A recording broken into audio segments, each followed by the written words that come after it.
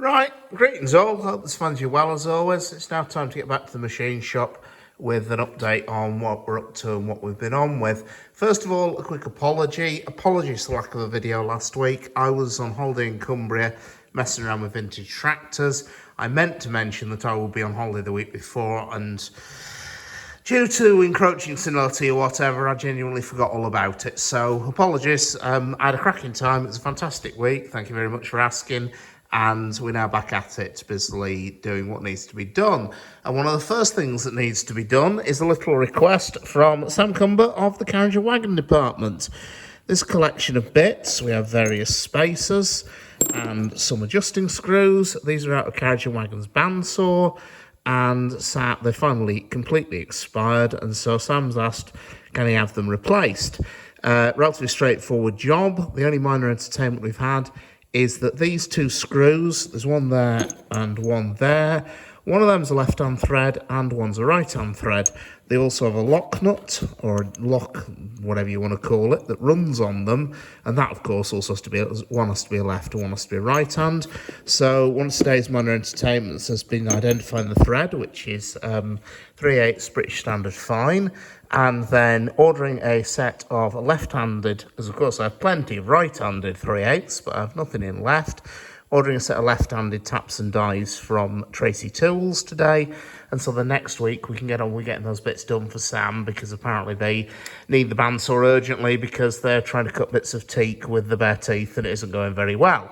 So there we go, just a little contract job that's come in from somebody else for a bit of variety.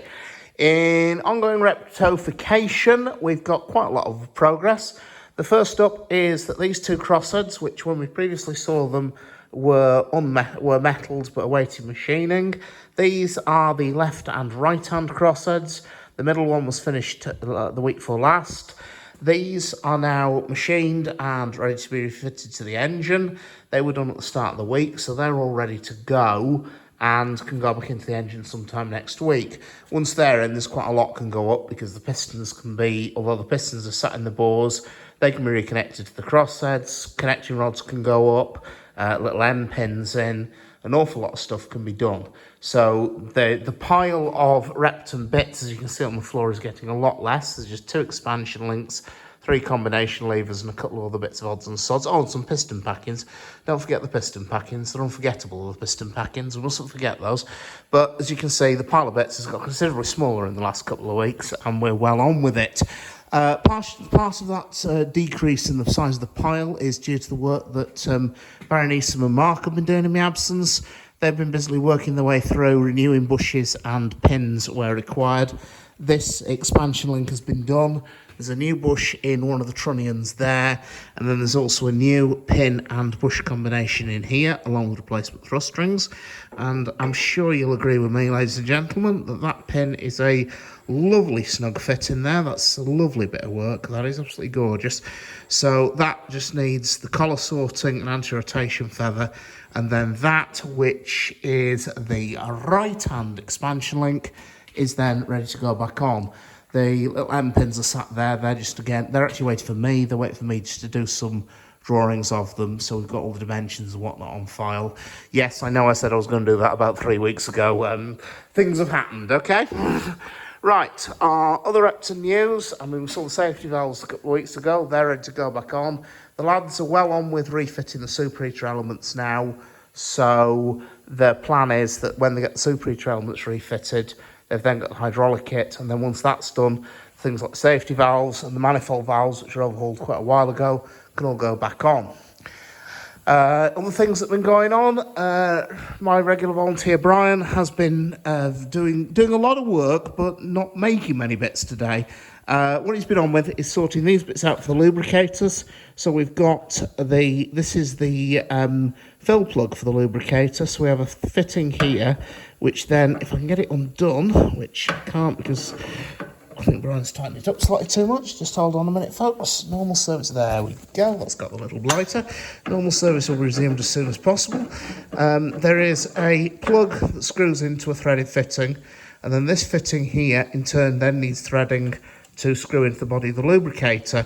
Very definitely non-standard thread. It's a Well, the nearest I can describe it as is severely undernourished British Standard pipe.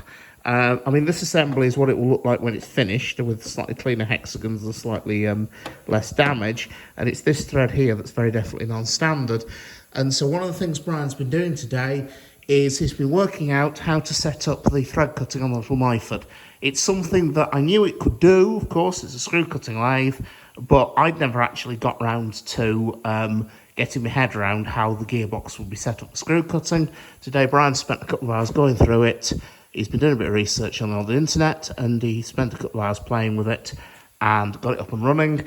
And then just to prove he's not just a pretty face, he promptly rattled out a test thread on a bit of scrap, and I'm sure you'll agree with me, ladies and gentlemen, that that is a very nice 16 TPI screw thread indeed. So he's now proved it. So tomorrow he's going to screw up his courage with both hands apparently and put threads onto those fittings there, he assures me. So that's another excellent bit of work that's coming on. Another job that we've started doing is Craig's been back in and he's been finishing off these bolts for, well, they're actually going to end up in 806, although they're arguably replacing ones that have ended up in Eric. They've now gained hexagon heads on the bolts and on the nuts. Quite a prolonged milling job that, so he was in earlier this week sorting that out as well. So that's excellent. And then we've got some billets of cast iron have turned up. These are to replace some of the cups that the piston package run in on Repton. These billets came from William Lanes in Middlesbrough. There's two rough cast there, and then round this side of the bench here, there should be, yes, there it is, there's the little tinker. There's one that's been, I will call it proof machined. Basically, I've just put it into the lathe to knock all the casting skin off and also put a hole through the middle of it to make sure that it isn't porous. And eventually we'll remove quite a lot of it to yield one of those. Before somebody says that's quite a lot of material you're wasting there, the first thing I will say is it's cast iron, so it's relatively cheap. The second is, the problem is if we have this cast, this section here, because it's quite thin-walled, we'd have to add quite a lot of thickness onto that, because in a casting, where it's thin-walled like this, there isn't that much metal, mass of metal, it will cool very quickly. And when cast iron cools quickly, it goes incredibly glass hard, and it would be essentially unmachinable. So my concern was that if you actually had that cast to a pattern, we'd have to put an awful lot of meat on it to ensure that what was left was actually machinable.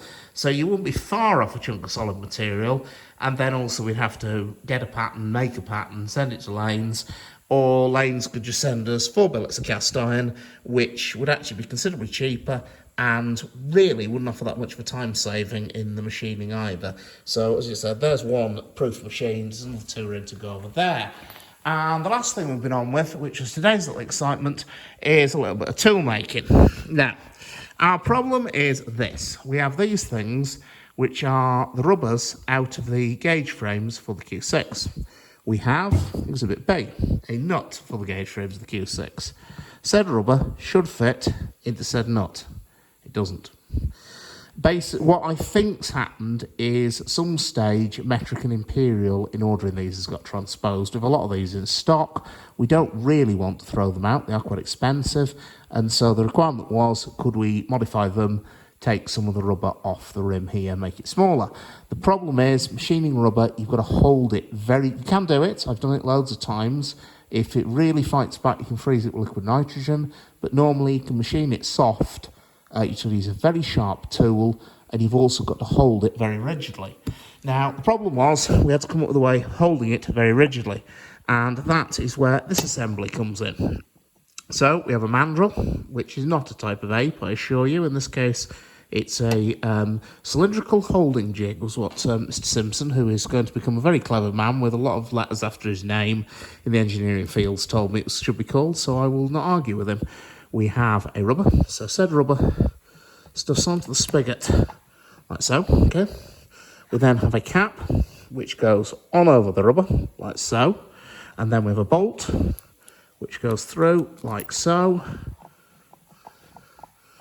nipping up, like so. When it's used properly, it will, of course, be tightened up properly. I'm just doing it finger tight, and so then the idea is we can hold this in a lathe chuck here, And then with a very sharp tool, if we simply skim that rubber there, because it's held very rigidly on either side, nice and tight, it shouldn't move. And if we skim that rubber, so it's the same diameter as that bit of steel at the side of it, it should hopefully fit into the gauge frame nut. So that's the plan. And the idea is once that's set up on a machine, it'll be a very quick and straightforward production job, and I can get, well, to be brutally honest, pretty much anybody to do it. Certainly it'll probably become a job that one of the volunteers or whoever, to be honest, whoever's spare and available can have for 10 minutes, go and modify 20 of these for us. So anyway, that's another little quick job just to show you some of the variety of stuff we're tackling at the moment. So anyway, folks, we're definitely back at it, as always. We never really left. That's where we're up to, and that's where we're at. Hope you find it educational, informative, as always. Take care, and I'll see you around.